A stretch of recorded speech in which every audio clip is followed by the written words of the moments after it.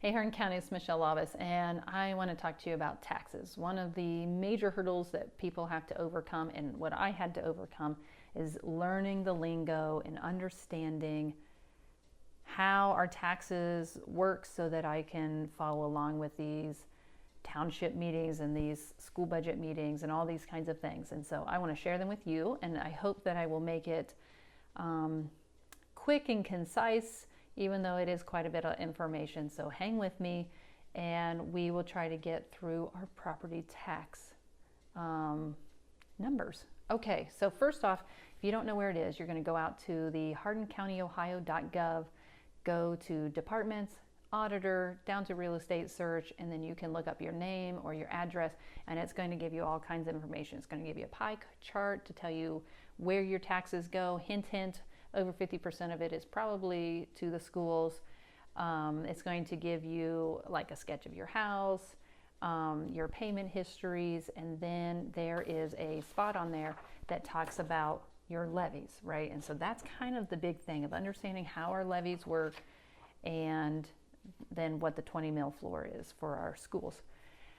All right, so your house is assessed. There's a sexennial reappraisal that is every 6 years. That, you know, this is all in the laws, right? So every 6 years they're going to go out and they're going to have eyes on your house or a drone. They fly drones around and say, have you done any improvements? You know, what have you actually done to your house to make it of more value, right? So there's the one every 6 years. There's a triennial update that is every, like in the middle of that. So it starts here, a reappraisal, and then we have an update 3 years later, and then we have a reappraisal, and then we have an update. And so you're getting a tax increase every 3 years, just different ways that they're looking at it. So one is eyes on, the other one is a triennial update, and it is basically based on sale price, house values, right? So they're going to say, what have houses been selling at that are comp to yours? What's your neighborhood selling at? Which they have been crazy these past, 6 years. It has been unheard of. And so they just take those. They just look at the numbers. They take the sales. And if nothing's selling in your area, they're going to find the ones that are selling that are similar to yours. And so they take the sales, they apply it to your property, and they go, up, your house is worth more now because the houses in your neighborhood have gone up, or the houses like yours have gone up. Really has nothing to do with your house at all. So that's your assessment value, right? So we are not taxed on market value. We are taxed at 35% of that market value. So they say, okay, your house is worth $150,000 times your 35%. That's going to be your taxable value, right? So you're going to take that, and then you're going to have any reductions. So like Homestead Act or whatever reductions you have there is going to come off that number, right? So then that's going to give you your gross tax. Well, your gross tax, then the reductions, yeah. And then your 10% rollback. So if you're a non-business, gets taken off that, and then you take that total, and then that applies your 2.5% rollback for being owner occupied. Then you end up with your net amount.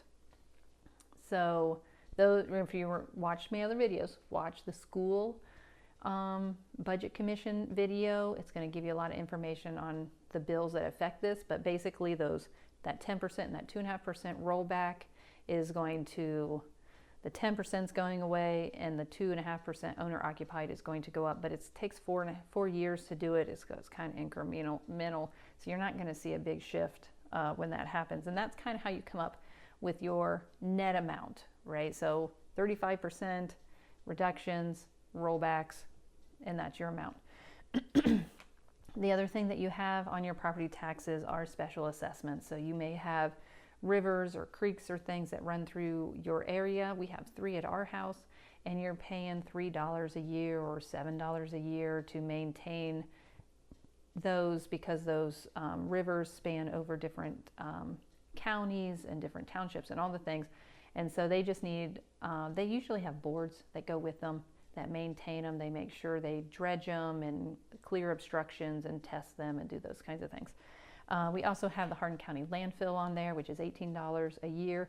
Now our landfill has been closed for many, many years. It is moving into a more stabilized landfill. So they have testing all the time, and that is kind of getting further away. So they're going to see if they can test less, which means they'll be using less funding to do the testing. So it's kind of a, you know, it's fine, it's closed, it's moving on. We still have the transfer station. That's a whole nother thing.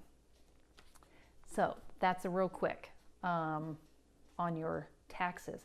Now, the thing that we need to talk about are these levies, right? So there are lots of different ways levies can be put on. We can have continuous levies that just go forever. We can have renewals where they just have a 5-year levy type that they're just saying, okay, we have this, we're just going to do it again. You can have a renewal with an increase amount so that you say, okay, this levy was put on in '76 and it was based on those old numbers. I want to have a levy that's now based on current numbers, and you can do that. Our numbers haven't really, I mean, it doesn't give you a whole lot, and if you don't get the votes, then you lose the levy altogether. So a lot of times people go for new levies or new monies to do that, and I think that's it. So there's different ways you can put levies on. There are 2 different types of levies. There's inside millage and outside millage. The state of Ohio Constitution says that you can levy up to 1% or 1 mil, well, 10 mils, 1% of the real value of property. So the real value is your 35% of market value. They're saying that's your real value.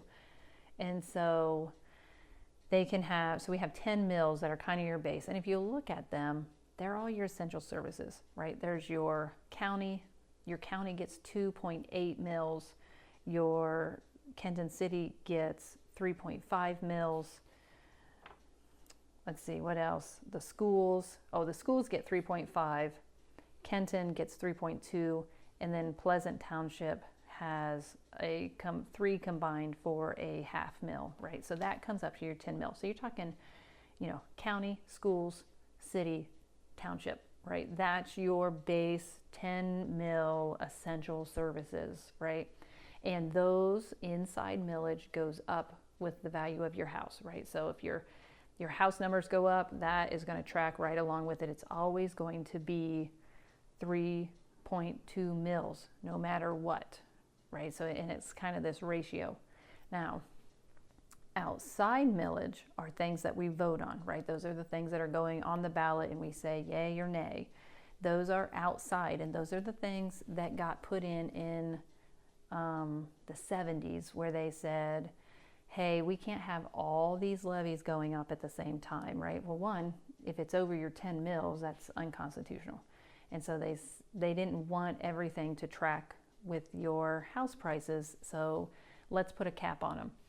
If in 76, right, because we have a lot of levies from 76, if it was $100,000, so if 1 mil back then brought in $100,000, then that's all that levy can do, right? Or, yeah, so 1 mil at our current rate, so you're 50 years later, will bring in a lot more than it did back in the 70s, right? So they say, well, you can't have the full amount, right? Because we've capped your amount.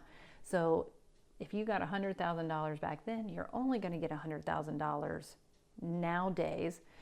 But what they do is they apply a reduction rate. So the old number that was voted on was 1 mil, and they say, okay, here's your reduction rate, and now you have your effective rate for your millage. So a lot of these, if you look, right, so these orange ones are the inside millage, the green ones are your outside millage. And if you look, so the Board of DD, they have a 1 mil levy, but nowadays with the reduction rate, the effective rate is only 0.2833, right? So if you take your house values and you multiply it by that 0.2833, it's going to give you the same dollar amount today that it gave them at the 1 mil back in 76.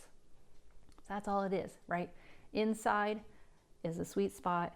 That's where it's rising with your house prices or your house assessments. Outside, kind of the bummer, is a set amount of money, and that money with inflation is always going to be less than it was before, right? So that's where they get into trouble with having to come back with more levies every time, is because it's like, yeah, we have 4 levies, but we're only bringing in, you know, a very small amount for this one and even smaller amount for this one. And so when you add all those little ones up, it doesn't really amount to very much. And your effective rates are continually going to go down if housing assessments continue to go up, right? So there is no other way for those to work. So that's your inside, outside millage. Let's talk about 20 mil floor for the schools, because that's a big one. So back in the 70s, they put in the 920 where they capped the dollar amount on your outside levies. In the 80s, they go, well, wait a minute, how are we going to fund the schools? Because, you know, you're going to run out of money. And they said, well, how about we put in a 20 mil floor, which is going to be a 2% effective rate for your property tax. So that was the minimum, right? So they say, okay, no school should go down below the 2%. And so most schools were up here, right? Because their levies were good, they were voted in, they were getting the full amounts, and housing prices were steadily increasing. And so as the housing prices increase, the effective rates, the effective amount, it comes down like this, right? And so it's kind of this slow degradation of the levy. It was slow. It's not slow anymore. Between 22 and 23, we had a huge jump. We brought in, I think, $220 million in additional revenue into our county between those years, and 3.7 million of it went to the schools. So, well, it was an increase to the schools because of the 20 mil floor. So house prices or house assessments just skyrocketed. They were crazy. And that once the houses went up, the amount that the schools were bringing in, because they were getting real close to the bottom, right? So their levies were keeping them up above, right? And they would get a reduced state support, right? So what your budget looks like from your state, or what your amount that you're getting from property tax, the state looks at that and they go, okay, well, you qualify for such and such funding, right? And so the schools were up here, but with the increase in the house prices, that ratio completely changed. And now if they weren't on the 20 mil floor, they crashed right through it, right? And so housing prices, housing assessments went up. Our schools went down below the 20 mil floor because it's on a ratio. And so they maybe were at 16, 17 mils, right? Well, the law said if you're down below it, you're going to get bumped up. And so they all did, right? So they were bringing in their portion of the property tax funding, right? But it was down here. And so without a vote and without really anybody kind of telling us that I remember, the law went ahead and bumped up all that school funding to the 20 mil floor. Now, for Hardin County, that brought in $3.7 million. And if you look at this paper, is what Mike handed out. I'll put it up here for you. So there's the front with our schools, and here is the back, and you can see here that there is $3.7 million of just new money. Kenton ended up with $1.1 million of increased revenue, and this is just a year after we voted on the bond issue for the school. So we got an increase with the bond issue, and then we got another hike with this 20 mil floor issue. And of course you can imagine people are wondering, questioning, like, how can you get this amount of money without a vote? And so I think they've kind of made a boo-boo, and I know politicians don't say they've made mistakes, but what the legislators are doing, DeWine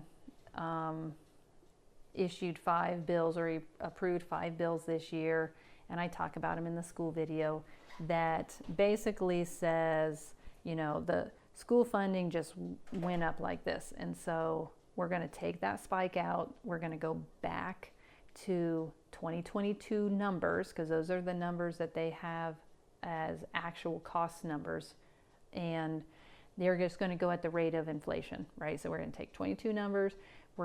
They have to decide, which they haven't done yet, what inflation was in 23, 24, and 25, and then that's what the school's new budget is going to be. It is probably not going to get them up to that 20 mil floor, because if you remember, the value that they were at prior to the big hike was under the 20 mil. So they're all going to probably go under the 20 mil, which is kind of scary. So that's part of the law, is that they say, well, we're doing away with the 20 mil floor. We're just going to do with the rate of inflation, so that we don't have these big spikes. What's that look like for our schools? We don't really know. The auditor doesn't know. The schools don't know. I don't even know if the legislators know. But school funding is so complicated. All right, so 20 mil floor. It's not going to be a thing anymore, but that's why it's a big deal when people talk about it. It's because it's an unvoted, substantial amount of money that went to the schools. So other than that, we talked about your tax bill. We talked about inside, outside millage. We talked about 20 mil floor. Anything else? We'll make another video. All right, thanks Hardin County.